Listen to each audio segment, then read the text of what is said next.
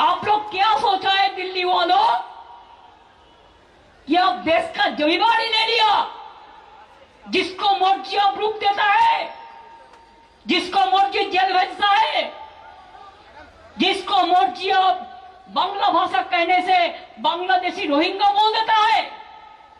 बांग्लादेश तो अलग से राज है, रोहिंग्या तो म्यांमार में रहते हैं। हमारा इधर में क्या है?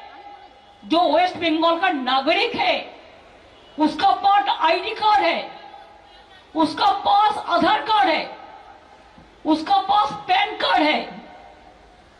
वो अगर बाहर में काम करते हैं वो ऐसे ऐसे नहीं गया है, उसका स्किल है, স্কিল আছে তাই তাদের ডেকে নিয়ে যাওয়া হয়েছে। কেউ সোনার কাজ করে, কেউ কনস্ট্রাকশনের কাজ করে, কেউ ব্রিজ তৈরি করে। শুনে রাখুন, 22 লক্ষ আমার বাংলার মজদুর